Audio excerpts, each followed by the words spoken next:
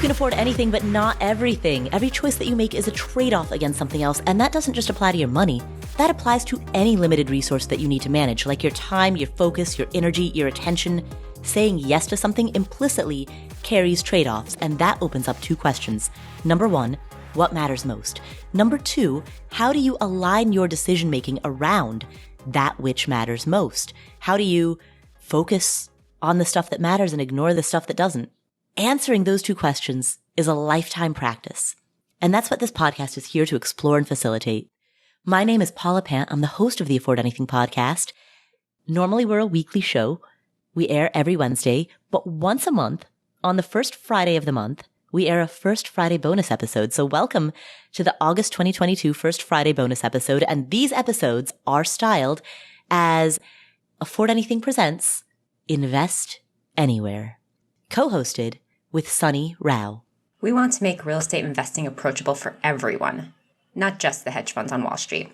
We want to make sure that no matter where you live, you have the opportunity to invest so that we can move wealth back into the hands of ordinary people. We're here to level the playing field by teaching you how to invest in real estate at a distance.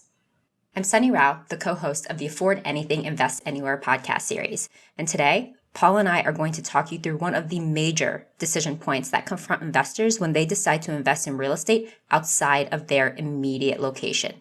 Out of the tens of thousands of cities in the United States, in which singular location do you choose to pour your money into and allow to influence your financial future? Yeah, how do you pick? If you live in California or New York and you want to invest somewhere, how? Where do you start? There are so many cities, and choosing where to invest is such a big decision. This is the point where a lot of investors get analysis paralysis, which is totally understandable. Exactly. But it doesn't need to be the case, because in this episode, we're going to walk you through a series of 3 assessments that will help you choose the city that you will invest in next. Suni, what are the 3 assessments? We have 3 specific evaluations to talk through today. The first is evaluating the business cycle. The second, evaluating economic characteristics. And then third, evaluating your location-dependent resources. All of that sounded like jargon to me, and I'm sure that to many people listening, that all just sounds like wah, wah, wah, Charlie Brown's teacher. Thanks, Paul. I appreciate it. We are going to explain, we're going to unpack in this episode exactly what that means. The business cycle, economic characteristics, and location-dependent resources. All right, cool. What do those mean? By the end of this episode, you're going to learn that that's not just learning jargon for the sake of learning jargon. This matters to your wallet. It's really important because what's happening around your business and your investments can impact what's happening inside your business and your investments. And even though we have seen so much strength around the real estate market over the last few years due to economic growth, low supply, and low interest rates, the environment that we've seen will not always be the case, unfortunately. I'm sure we'd love that to be the case, but we need to be aware of what different scenarios look like and how to prepare for those scenarios. We need to understand what's going on in order to be able to successfully invest over the long term, because real estate investing is not get rich quick. It's get rich slow. Mm-hmm. And so we need to be able to understand to continually adapt and be prepared, because all successful investors understand how to work with their environment. They don't need to be waiting for the perfect time to invest. They understand how to adapt to current and potential circumstances, and they're able to keep making moves. They understand how to navigate risk and invest successfully in different parts of the business cycle. Right. And I think that's an important point, because I hear from a lot of aspiring mom and pop investors, a lot of the people in this community who are essentially drawn to the real estate equivalent of market timing. Is this the right time? And the thing is, more advanced or sophisticated investors know how to make money in all markets. This is what Suni and I know your friend group in Indianapolis, your friends, this is their life, right? This is what they live and breathe. They don't just sit on the sidelines because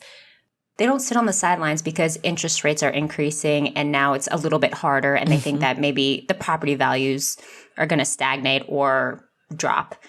People who are really good at investing learn how to read the market and still recognize value. There's always value to be had. There's always ways to find an investment that works in any situation.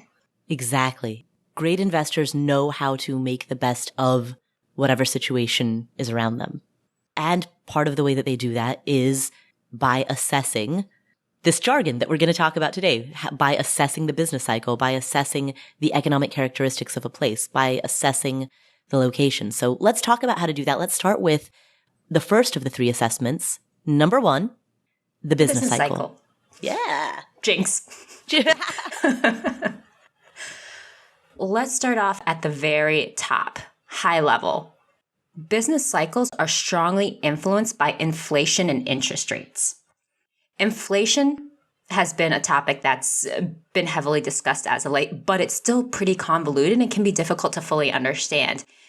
The good thing is that Afford Anything already has that covered for you. So if you want a deep dive or a refresher into the topic of inflation, check out episode 365, Inflation Explained, at affordanything.com/episode 365, and we will also have this linked in our show notes. There are many causes that contribute to inflation, but for the sake of simplicity, the situation that we're going to discuss today is when there's too much money chasing too few goods. This happens during economic prosperity. Businesses are profitable, and some of those profits are passed along to employees, and or more employees are hired to keep up with that demand. More people have jobs and they're getting paid more. Exactly.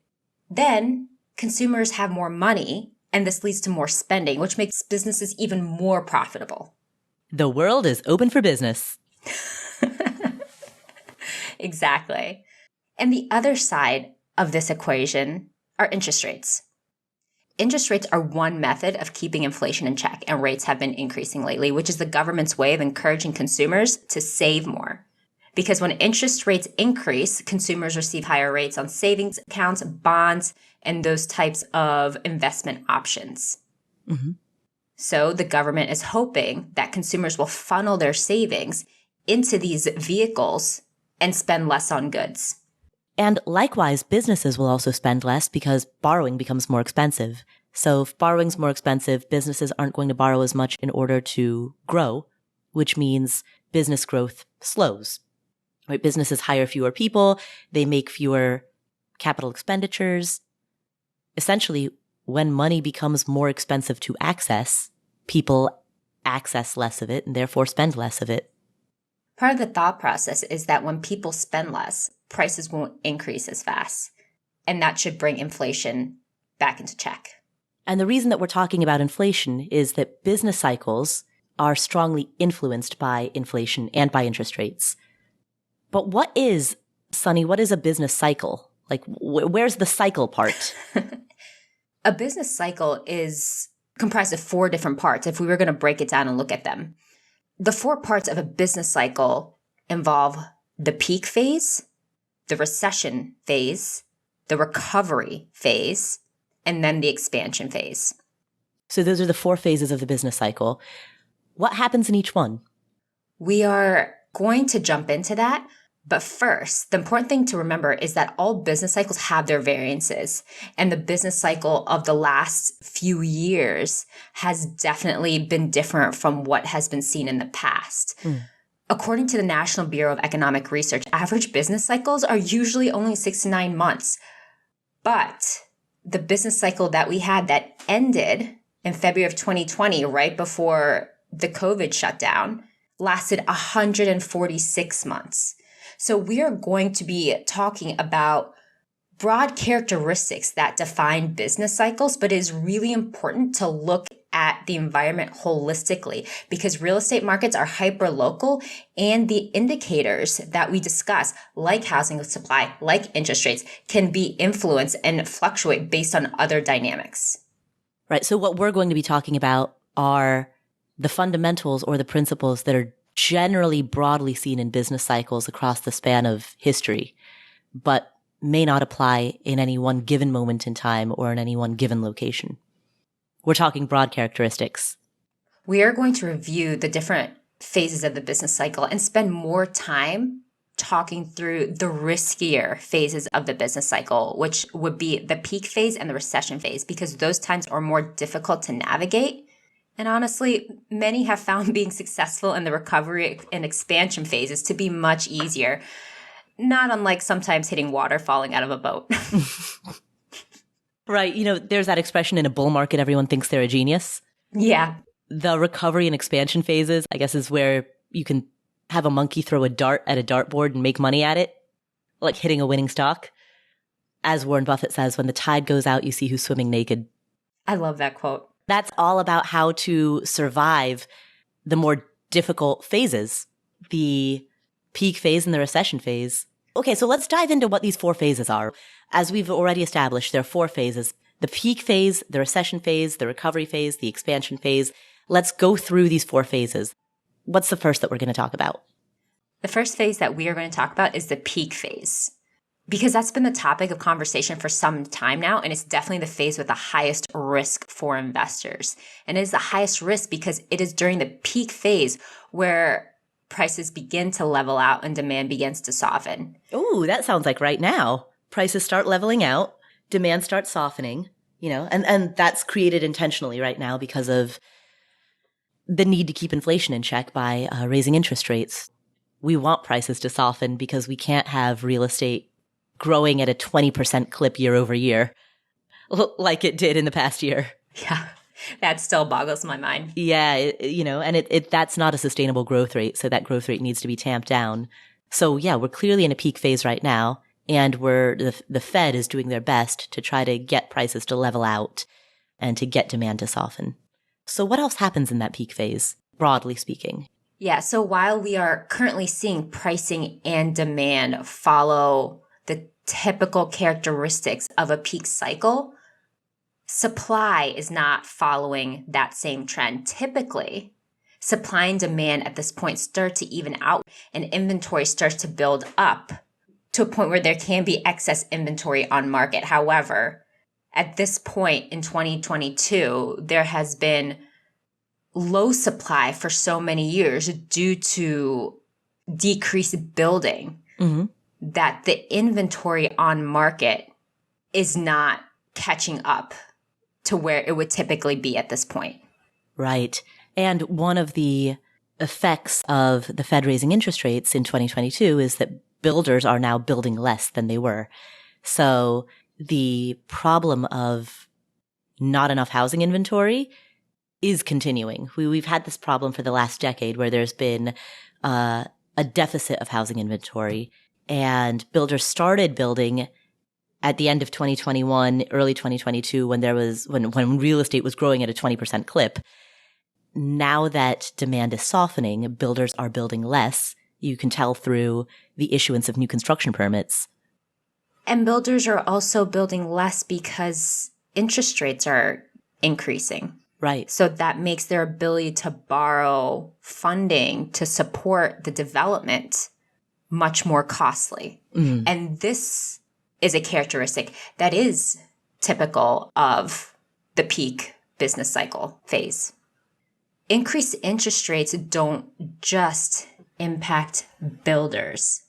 They also impact retail buyers, which impacts some investors, because when interest rates increase, retail buyers are able to afford less home within their budgets, which makes some strategies like flipping more difficult. And so all of this impacts demand, right? Builders are building less, flippers are flipping less, retail home buyers, owner-occupants are confined by their budgets. And so when we hit this peak phase in a business cycle, what metrics do we see? How do we know that we're in this phase? One of the metrics that can be pretty telling is the days on market metric for listings. And so does that increase during the peak phase of a business cycle? It increases when demand begins to soften. When you get to the point where you see houses sitting on the market for a little bit longer than they have been, that's when you know that demand is starting to soften. So if someone who's listening to this podcast wants to invest in real estate, but is at a point in time and in a location, because all real estate is local, right? Every economy is local. If you are at a time and place in which you believe that the market that you're interested in is in this peak phase of the business cycle, what can they do? What are the best practices at this point in time and space? There are 4 practices that can help investors navigate this time. Number 1. Projects with shorter timelines into the money are safer. We really want to mitigate risk during this time period. Whatever projects you are working on, expedite those projects to the point where you can start seeing your returns. What does that mean? If you're a buy and hold investor, get those places leased. Get your homes under contract with a tenant. So this is not the time to buy a fixer-upper, for example, and do a big fixer-upper project. Yes, you want to get your homes renovated and leased out as fast as possible. Correct. And why? Why is it that you want, because there's certainly a case for other points in time where you would buy a complete piece of garbage fixer-upper and you'd spend a year doing a front door teardown and remake an entire place. And sure, there might be a gap of a year between when you buy the place and when it starts producing income. Why is it that if you're at the peak phase of a business cycle, arguably the environment that we're in right now, why is it that this would not be an ideal time for that? It's really important to have shorter timelines during this period because there are so many pieces of real estate investing, regardless of your strategy or your niche, that can be impacted. If you're a buy and hold investor and want to refinance through a BRRRR, if you wait a year after getting that fixer upper ready, the ARV could be completely different, the after repair value. The interest rate could be very different, which is particularly dangerous because when the interest rate increases, then your arbitrage opportunity between your mortgage payment and the rent that you'll get shrinks. Mm-hmm. If you're a wholesaler or you're a flipper, that comes back to what you can sell the property for. And if the demand has softened and prices are stagnated or even declining a little bit, your profit margins are also impacted at that point.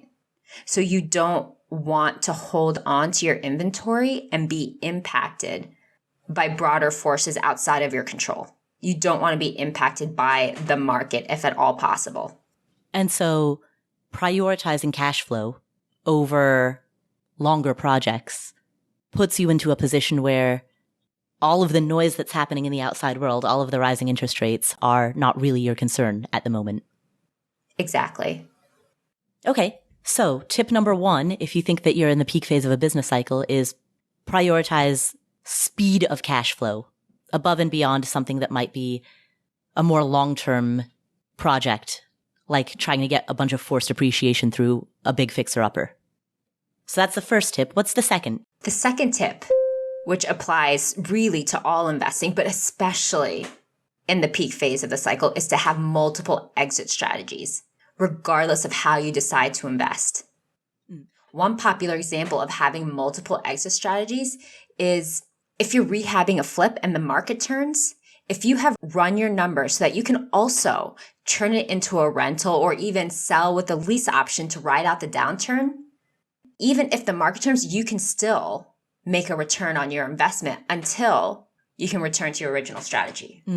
All right. So with multiple exit strategies, plan A, if you're flipping a house, for example, plan A is flip the house, but plan B, hold and rent, or plan C, sell it to a renter with a lease option, right? So boom, boom, boom, multiple strategies. Yes. You want to be prepared no matter what happens. All right. What's number 3? Avoiding large amounts of leverage during this phase is a smart move. You don't want to get stuck holding the bag with large debt payments if the unexpected occurs. Yeah. Number 2 and number 3, frankly, are good practices, I think, in any market. Don't be over leveraged and have multiple exit strategies. Agreed.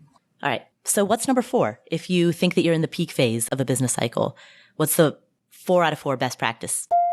The last best practice would be to focus on properties that will be in demand to the largest fiscally stable audience, like homes in good school districts within a price point that makes sense. Because focusing on these types of properties will optimize your chances for a safe exit, whether that's a sale, whether that's the residual income of a rental property being rented out. People usually will always want to live in good school districts. And with inventory being so low for so long, there will likely continue to be demand in these areas. So focus on more stable neighborhoods rather than hip, trendy, up and coming neighborhoods.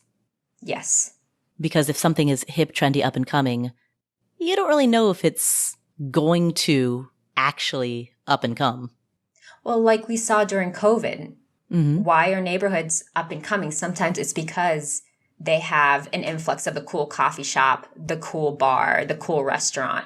In a downturn, those businesses supporting the growth of that neighborhood may not make it. But good school districts tend to stay in that area for longer periods of time. They're more resistant to economic cycles. And the population who tend to want to live in these areas for their children typically tend to be more stable fiscally and forward thinking, which extends to their finances. Right. So they do tend to make more reliable buyers and tenants. And generally, people don't want to pull their kids out of school or make them switch schools, at least not too often. So there's likely going to be less tenant turnover. Exactly.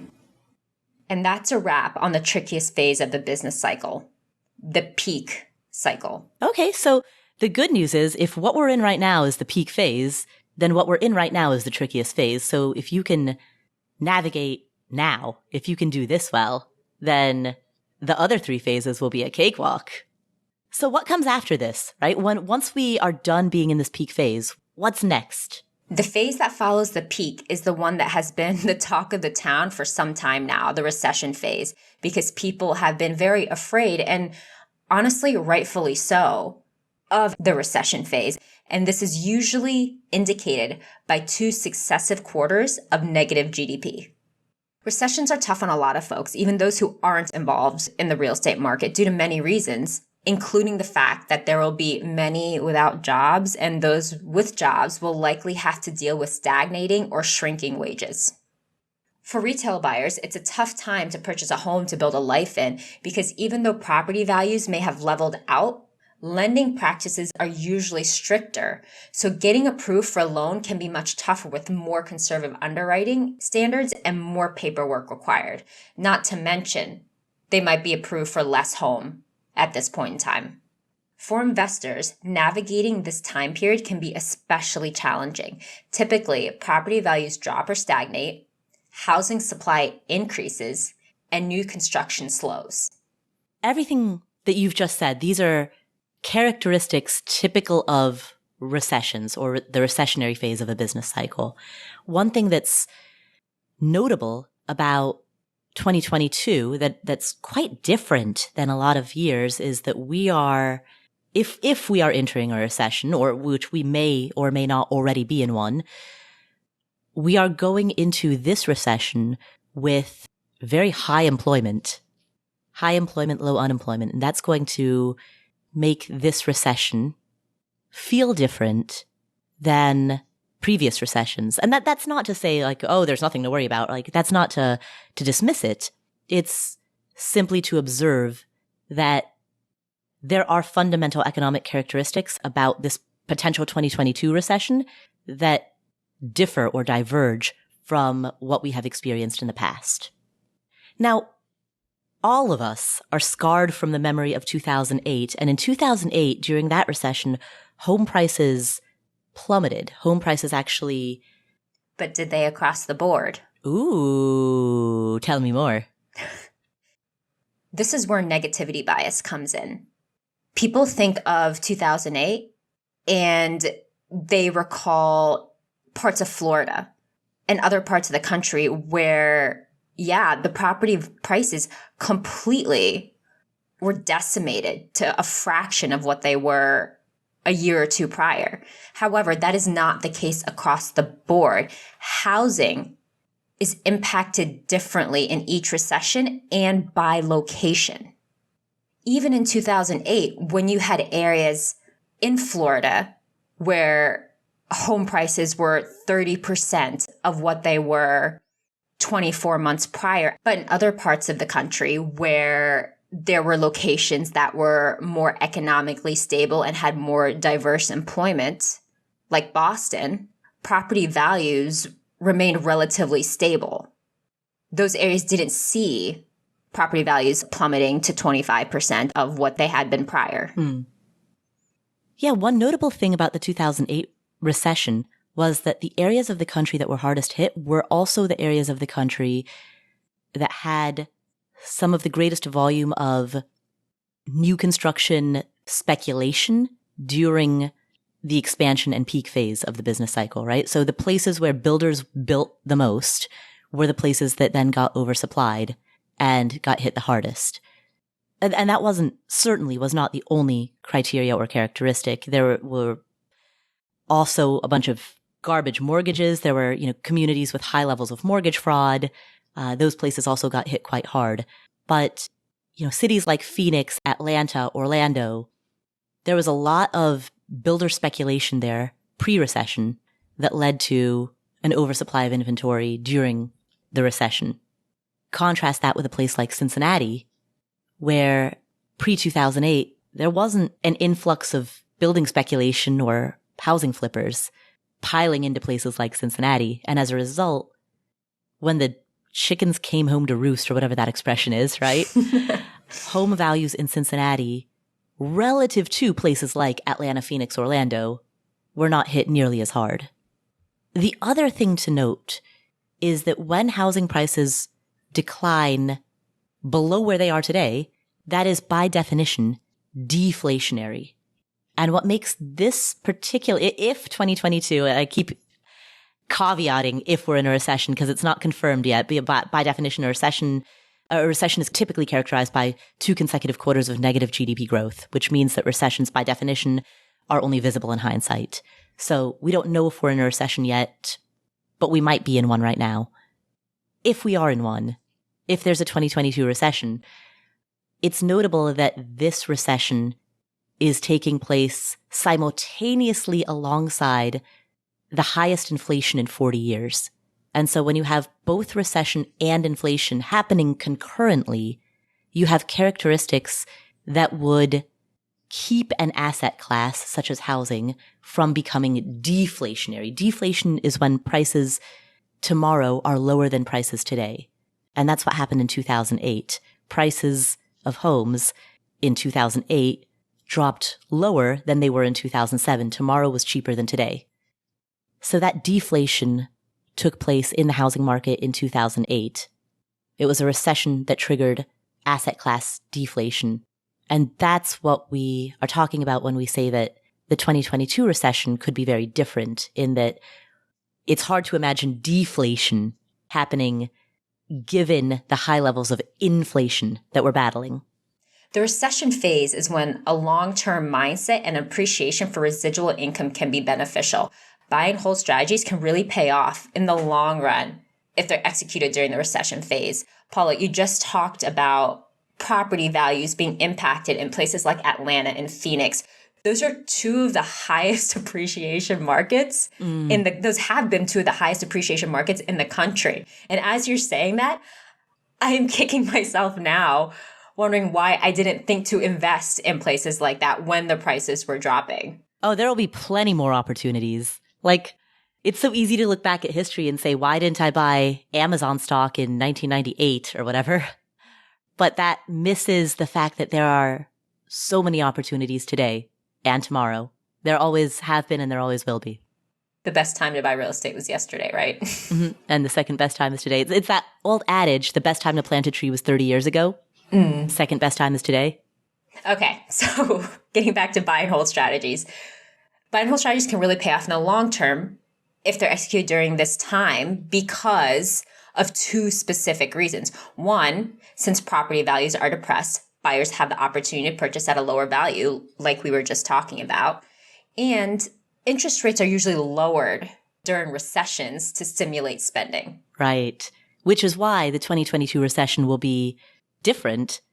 Typically during a recession, the Fed does lower interest rates, but that's not going to happen in 2022. And again, that's why we're talking broadly about business cycles. We're discussing what people typically see during these cycles in general, with the caveat that each year is unique. Each cycle is unique. Each location is unique.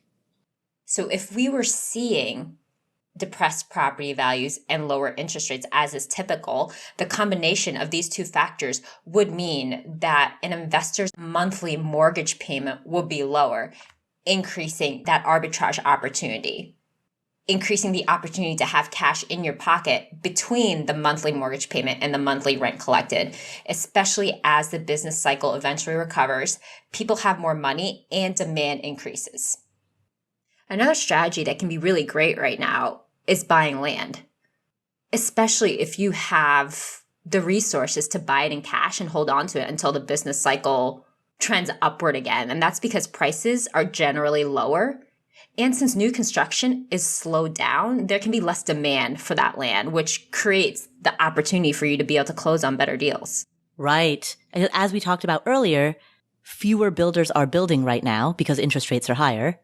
Right, as evidenced by new construction permits. There's very good data on this because you can look at the number of new construction permits that municipalities grant. So when fewer builders build, there's less demand for land. When there's less demand for land, you take the contrarian approach, you buy it, you wait for that demand to pick up. What's interesting to me about this is that the strategy of buying land during the recession phase is the opposite of the strategy of prioritizing quick cash flow during the peak phase, right? When you buy land, you are necessarily committing to holding an asset that you cannot monetize for a long time. It's a speculative investment because land inherently is not income producing. By contrast, what we previously talked about in the peak phase of business cycle, you want to prioritize shortening the gap between when you purchase the asset and when you start collecting income from the asset. So for example, you don't want to buy a fixer-upper or you wouldn't want to buy land.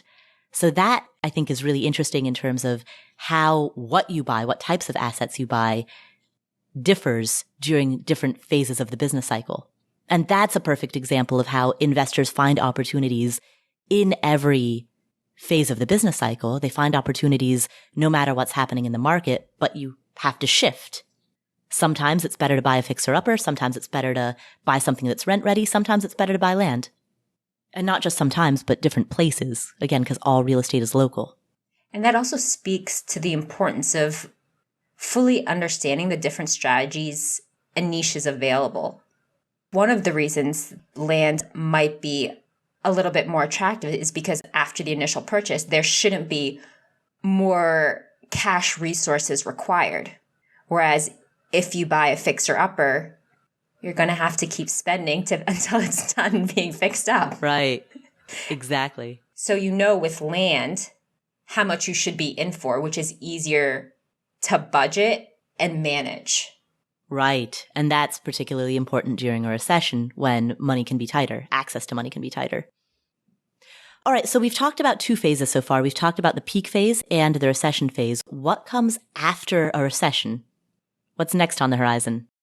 Following the recession phase, things are just generally looking easier in terms of the economy. GDP is up, more people are employed, wages are usually increasing, there's lower interest rates so people can borrow. All of this means that people can start spending more again. Mm-hmm.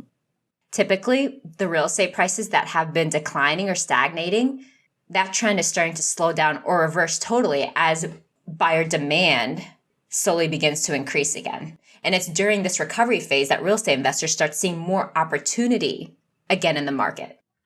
Strategies driven by residual income like buy and hold are still a good option because prices are still pretty low relatively and interest rates are still relatively low.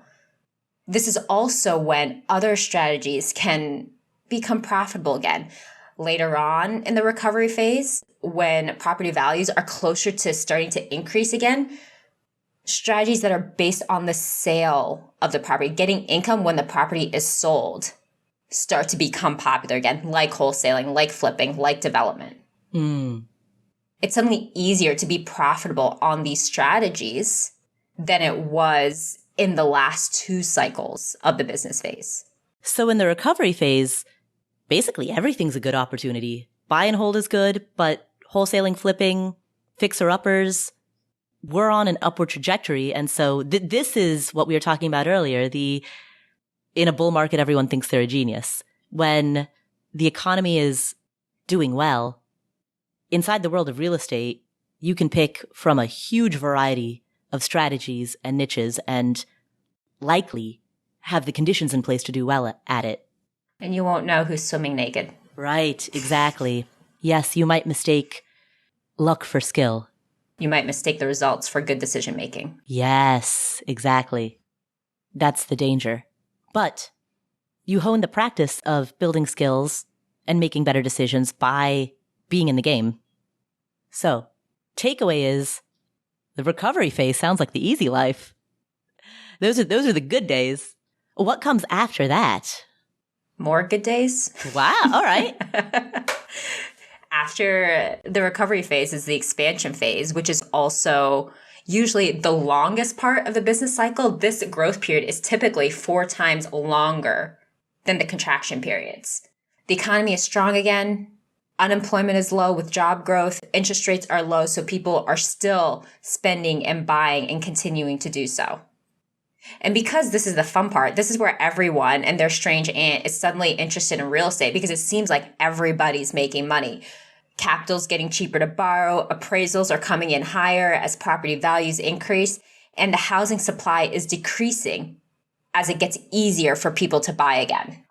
Like the recovery phase, most investment strategies are starting to go well again, although the arbitrage opportunities for buy and hold investors can be more difficult to land because suddenly there's so much cheap capital and that leads people to jump into the market to compete over the same deals. Stiff competition. And this is finally the phase where sales-driven strategies like wholesaling and flipping are really paying off. So if you're interested in flipping or wholesaling, the approach would be get your ducks in a row right now. Right now, we're in either the peak phase or the recession phase. Get your ducks in a row right now so that you can be ready for the recovery phase and the expansion phase. That's if you're interested in flipping or wholesaling. If you're interested in buy and hold, now the recession phase and following that the recovery phase are good times to pick up those deals. And we've talked about different strategies and niches being riskier or easier to execute in the different cycles, but there is one strategy that can work pretty efficiently in all cycles. And that strategy is lending, especially private or hard money lending, when you can closely vet the deals to independently determine the risk of the deal yourself. So you're talking about becoming a lender, becoming a private lender, or becoming a hard money lender. Yes. And if you decide to do that, it's good to know that the environment will change based on the phase, even though it's still a feasible option in all phases. There'll be more competition from fellow lenders during growth periods, during the expansion and recovery periods, because that's when making money in real estate starts to look more attractive. And having less competition during the slowdown can be an opportunity to increase your profit margins because there's less competition.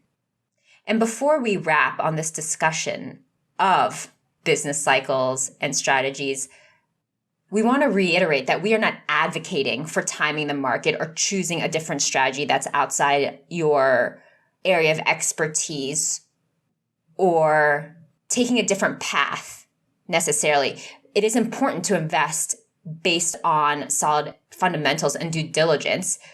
We are pointing out the factors of the business cycle that should be considered in due diligence, and that can impact your outcomes.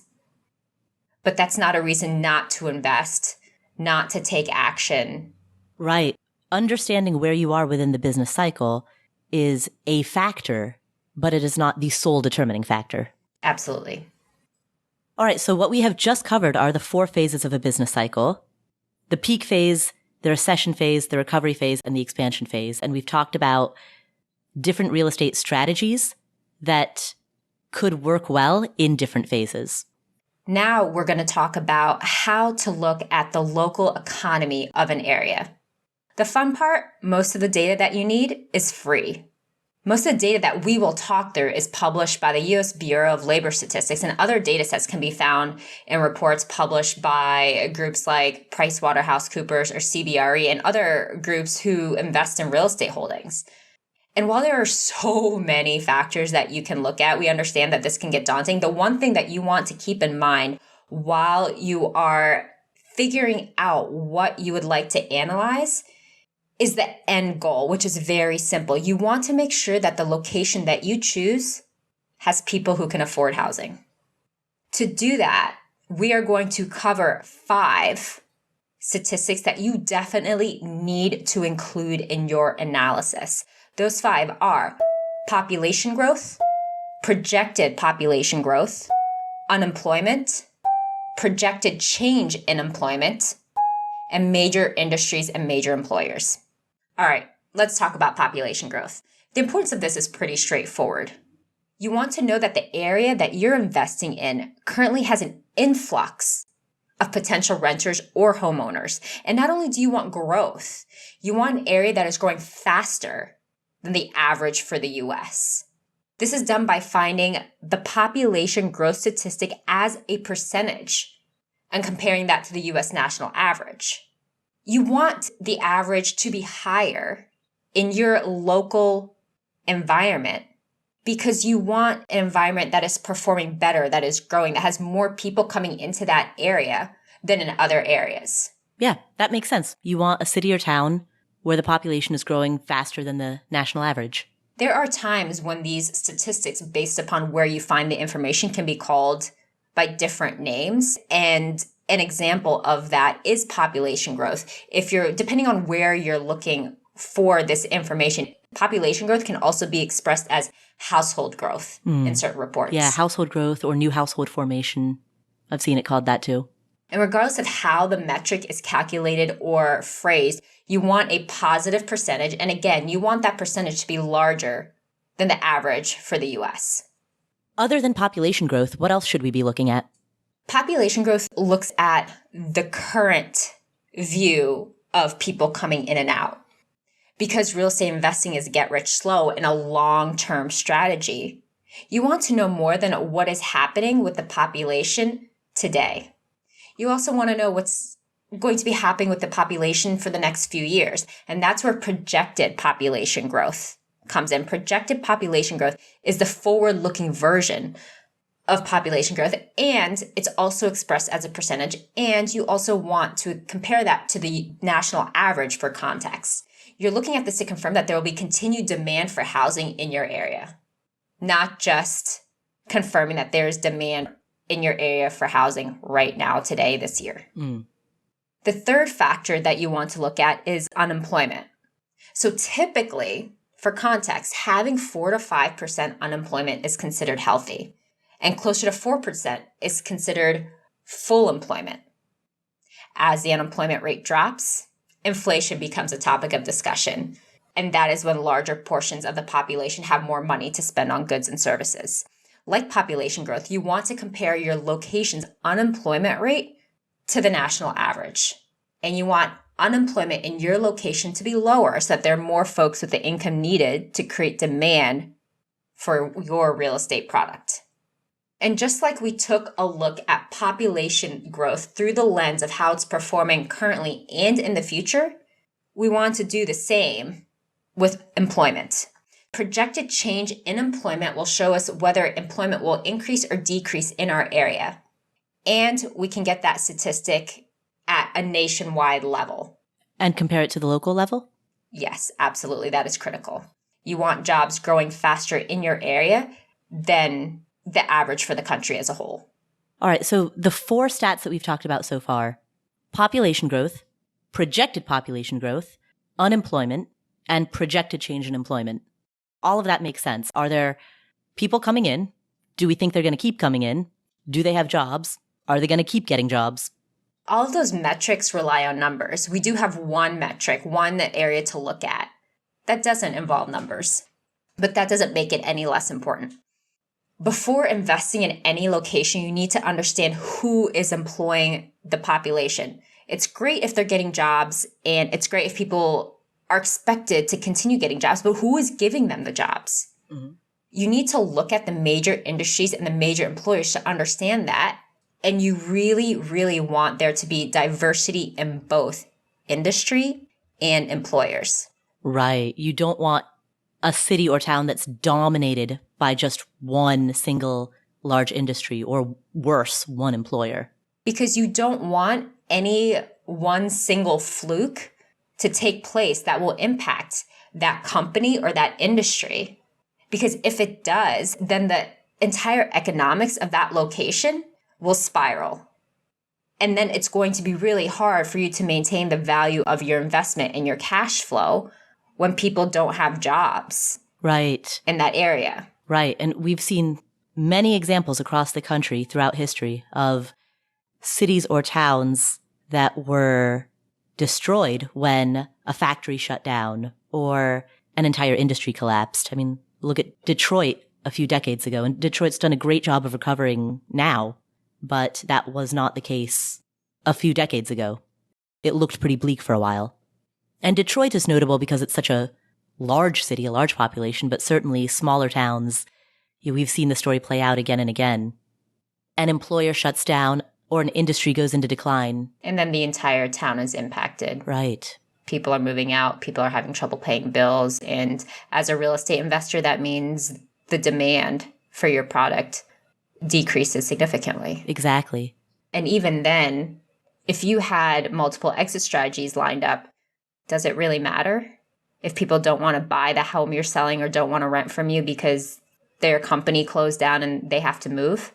So that is why looking at this metric is really, really important. Understanding this part of your environment is critical. Right. Make sure that there's an adequately diverse set of industries providing jobs. We just covered population growth, projected population growth, unemployment, projected employment, and major industries and employers. Those are 5 major metrics that you really should look at when investing. But there are other metrics that you can and should use to further vet your location. All right. So what are they? These other metrics should be based on the strategy or niche that you decide. The economics alone are not enough to choose a specific location. You need to know that the economy is going to be strong, but you also need to know that the dynamics of that economy will support your strategy. Let's hear an example of that. So let's say you did all of your research. You looked at the business cycles, you looked at the economic characteristics, and you decided that there's a specific location that would be awesome for you to invest in. And you decide, hey, I want to buy and hold rentals, and I want to utilize the short-term rental niche. Mm-hmm. But then it seems that a lot of other people have thought the same thing. And there are so many short-term rentals in your area that occupancy rates are low because the supply is so high. The way to navigate that risk is to look at occupancy rates beforehand. See how the bookings have gone for various short-term rentals in that area. Use a bunch of comparables and look at that performance to make sure, hey, if I want to go into this area and open a short-term rental, I can survive. So what you're saying is you might do all of this assessment, right? You might look at the business cycles. You might look at the local economic indicators. You might decide Indianapolis, hypothetically, is a great place to invest. But just because it's a great place to invest doesn't necessarily mean it's a great place to have a short-term rental. Just because a place is strong economically does not mean that it is the best place to execute your strategy or your niche. Right. Different places will be better for different strategies and for different niches. And the only way to find that out is to first choose the place and then see if the strategy that you're interested in or if the niche that you're looking for would work in that spot. Exactly. So first choose Indianapolis, then see if being an Airbnb host in Indianapolis or a short-term rental host. Don't choose Indianapolis. That's okay too. Right? But hypothetically, right? Or first choose Wichita or Salt Lake City or Las Vegas. Choose a place first and then see, would this be a good place to flip or wholesale, or buy and hold short-term rentals, or buy and hold corporate rentals, that medium term. First, you determine location, then you determine whether or not the strategy and niche that you're interested in would fit in that location. And you do that, with short-term rentals, you do that by looking at occupancy rates, right? With flipping, you do that by looking at average days on market, new construction permits. You do that with the metrics that are specific to the niche that you're interested in. Absolutely. So at this point, we've reviewed 2 of the 3 assessments, the business cycle assessment and the economic assessment. There's a third assessment that is not quantitative, and it is a framework that we will call hierarchy of boots on the ground. And this is actually a quick lesson that's covered in your first rental property, our rental property course. This framework examines your connections to help you determine a location that you can invest in based on your comfort level. And this can be used when the database analysis isn't enough to make you comfortable with the final location, or if you need a tiebreaker of sorts between options. All right, so the hierarchy of boots on the ground. What is this? It walks you through a series of steps, starting with what is closest and most familiar to you. And the first of these steps involves trying to find a location that is within driving distance so that you can still hire out the work and keep it mostly hands off and possibly get better returns, hopefully get better returns than your immediate location. But if you have a need to visit on short notice, you can still do that. Right. So for example, if you live in LA, Las Vegas is driving distance. It's 4 hours. It's not a drive that you would want to make frequently, but it would be reasonable to do that 3 or 4 times a year. If there isn't a location that fits your criteria within driving distance, then you can look into locations where you have relatives, you have friends, you have trusted confidants, so that you can have some eyes on your investments from a trusted resource. Or at a minimum, you've got someone to crash with when you fly there. You've got somebody's couch to sleep on that you're actually excited about visiting.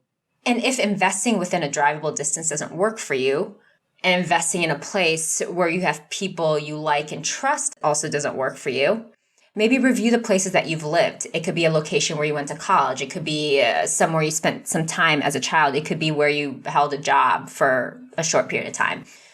In these spots, you have some insider knowledge of the area, so it can be easier to build out a network.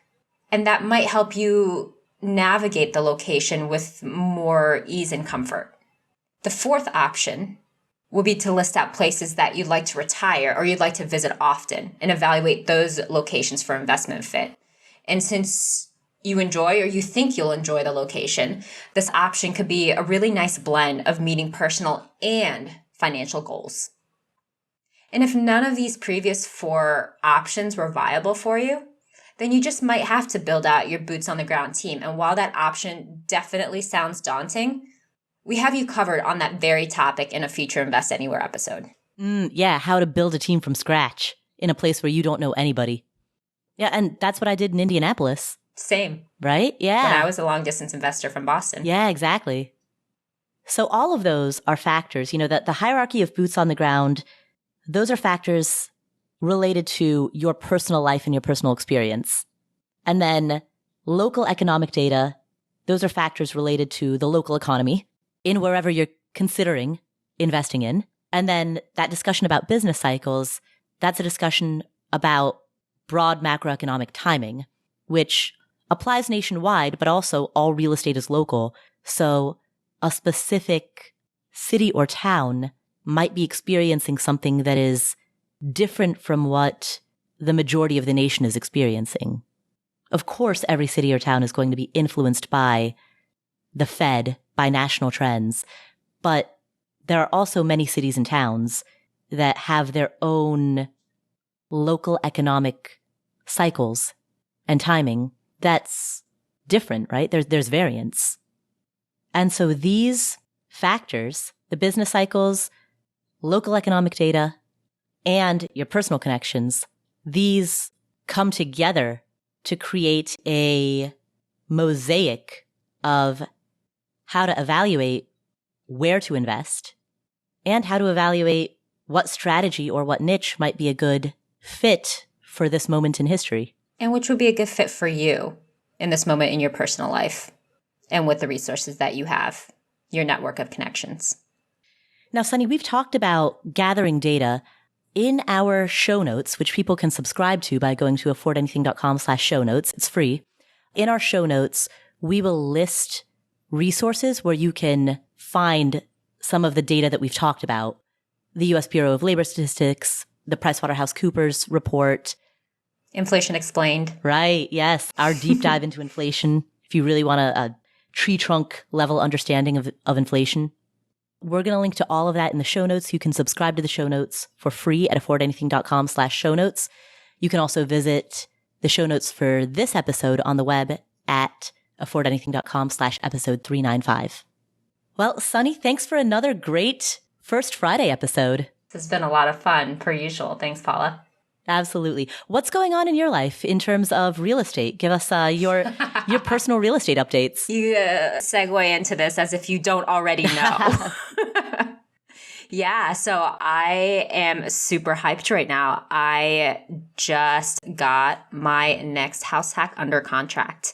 Since moving to Indy 3 years ago, I have also been investing as a local investor and utilizing the house hack strategy. Owner-occupant financing is pretty awesome. I've been moving from one place to the next every year, fixing it up and renting it out. And my next place, hopefully all goes well with due diligence. If it does, I will be moving to within a mile of my favorite brunch spot and my favorite distillery because priorities. That's awesome. Congratulations. Congratulations. Thank you. So this is going to be your third house hack? Yes, Nice. my third property. Wow. Yes. And I am currently working on converting my basement in my current house hack into an ADU, turning my duplex into a triplex that I will be able to rent out short-term and medium-term. So if all goes well in the next few months, I should be up to 10 doors. That's awesome. Very exciting. Congratulations. Thank you. Well, thank you to everyone who's tuning in. If you enjoyed today's episode, please do 3 things. Number 1, share this episode with a friend or a family member. That's the single most important thing that you can do to help people invest in real estate in a knowledgeable, well thought out manner, and to let people know that they can do it no matter where they live. Just because you live in a high cost area doesn't mean that real estate is outside of your purview. You can live in Seattle, San Francisco, Boston, Chicago, and you can invest anywhere. So share this with a friend or a family member to spread that message. That's the single most important thing that you can do. Number 2, open up whatever app you're using to listen to this show and hit the follow button so that you don't miss any of our awesome upcoming episodes. And while you're there, please leave us a review. I want to give a shout out to Coca Phi, who left a review on Apple Podcasts recently that says, quote, Paula is the FI boss. Thank you. Thank you. And Coca Phi says, quote, I've been listening to her podcast for 3 or 4 years now and feel so much more prepared for early retirement as a result. It is entertaining and insightful, whether you are new to FI or not. My favorite episodes are Ask Paula or the ones interviewing prominent names in the FI retirement community. Give it a try. Your retirement account will thank you. Thank you, Coca Phi. If you have not left a review yet, for everyone else who's listening, please leave us a review. These are incredibly helpful in allowing us to attract insightful, knowledgeable guests who just drop these incredible wisdom bombs on this community. Please leave us a review. Make sure you're subscribed to the podcast in your favorite podcast playing app. And if you want to hang out with other members of the Afford Anything community, head to affordanything.com/community, where you can discuss any topic ranging from real estate to retirement, from inflation and budgeting to investing. We even have groups that talk about travel, lifestyle design. Anything you want to discuss is there, affordanything.com/community, to be in the company of like-minded people. All of it is totally free. Thank you again for being part of this community. I'm so grateful that you're here. My name is Paula Pant. I'm Suni Rao. This is the Afford Anything podcast, our special First Friday series, Afford Anything presents Invest Anywhere. We will catch you in the next episode.